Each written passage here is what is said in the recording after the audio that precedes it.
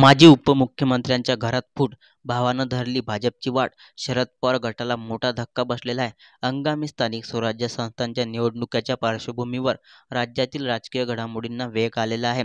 प्रत्येक पक्षानं जोरदार तयारी सुरुवात केली असून भाजपनं देखील ऑपरेशन लोटस राबवत इतर पक्षातील नेत्यांना आपल्या पक्षात खेचण्याचा धोरण अवलंबले आहे. दरम्यान भाजप नेते जयकुमार गोरे यांनी सुरू केलेल्या ऑपरेशन लोटसचा फटका मोहिते पाटील परिवारालाही बसणार आहे. काल सोलापुरातील 3 माजी आमदारांनी भाजप पक्षात प्रवेश केला.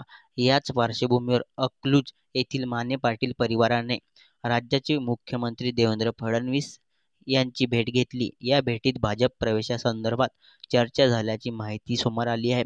या भेटीनंतर सोलापूरच्या राजकारणात मोठी उलथापालथ होण्याची शक्यता वर्तवली जात होती.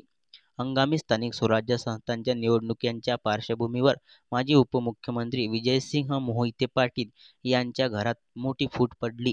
मोहिते पाटील यांचे चुलत बंधू हिंदूराव माने पाटील यांनी राष्ट्रवादी काँग्रेस शरद पवार गटाची साथ सोडली भाजपची वाट धरण्याचा निर्णय घेतला आहे.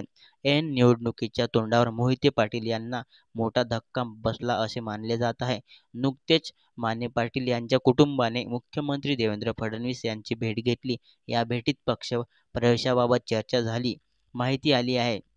लवकरच अकलूज येथे पक्षप्रवेश सोहळ्याचे आयोजन करण्यात येणार आहे. या पक्षप्रवेश सोहळ्यात माने भाजप पक्षात प्रवेश करतील.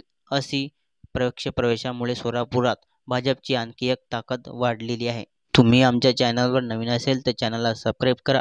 व्हिडिओ आवडला असेल तर व्हिडिओला लाईक करा. धन्यवाद. जय हिंद, जय महाराष्ट्र.